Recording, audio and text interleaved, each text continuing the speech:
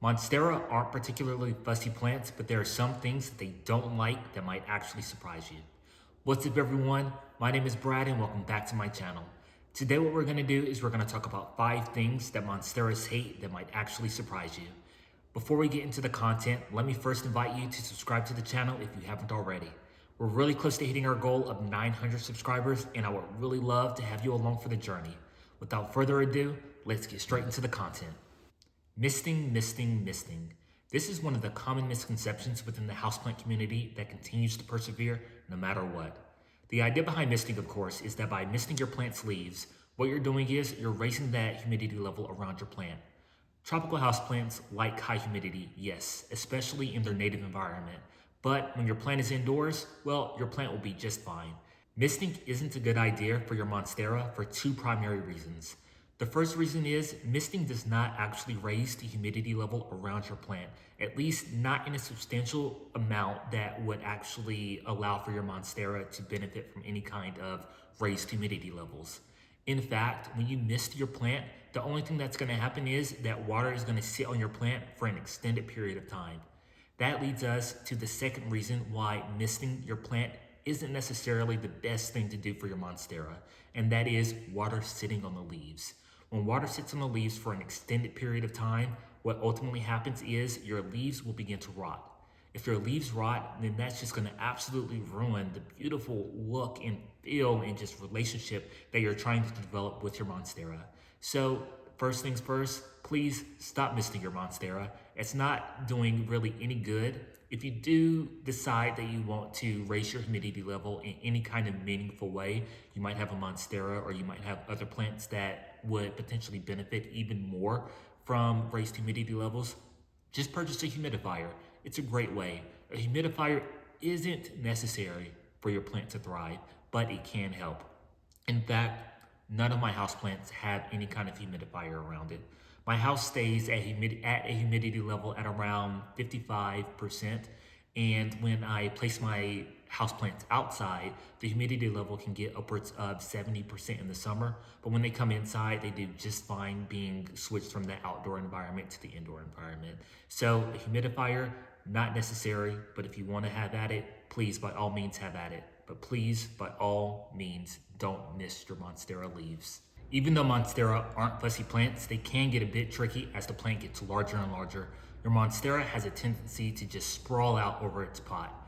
The easiest and best way to deal with this is to give your Monstera something that would help support itself. I recommend giving your Monstera something like a moss pole. You also can give it a wood plank for instance, but a moss pole is ideal.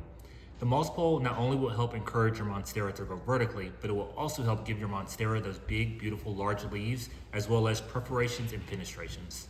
Another thing that Monstera hate is when a coarse material such as pebbles or rocks are placed at the bottom of its pot, followed by soil in the Monstera. The misconception with doing this is that people believe that by doing this you will aid in the drainage of your plant. In fact, the opposite is true. The only way that your plant will drain from that very fine material such as soil into the coarser material is when that fine material becomes supersaturated. And only when that fine material becomes supersaturated will you find that it will make its way to that coarser material. In fact, the coarser the material, the more difficult it is for water to drain from that very fine material to that coarse material. With that being said, if you're someone who puts things such as pebbles or rocks at the bottom of your pot, followed by soil and then your plant, this actually will have the effect of more likely giving your plant root rot than not.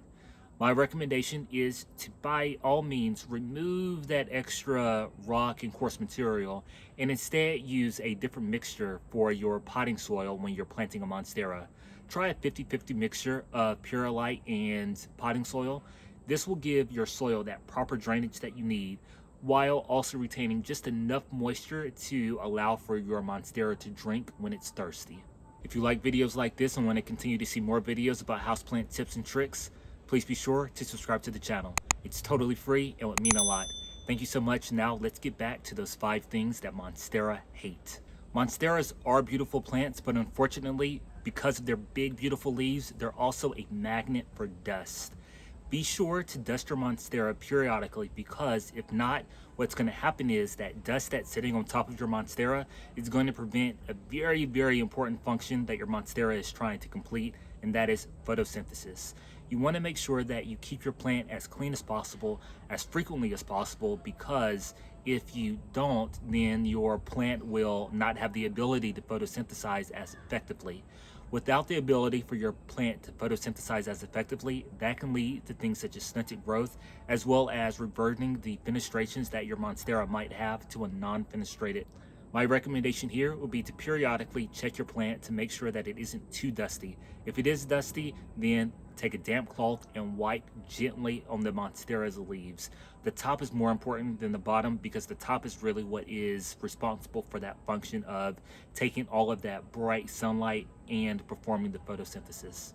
A telltale sign that your Monstera isn't as happy as it can be is a lack of fenestrations and perforations that exist on your Monstera's leaves. While fenestrations are more easy to come by, perforations are a bit more of a challenge. Fenestrations are the slits that you see on the sides of the leaves, while as your perforations are those holes that you see closer to the plant stem.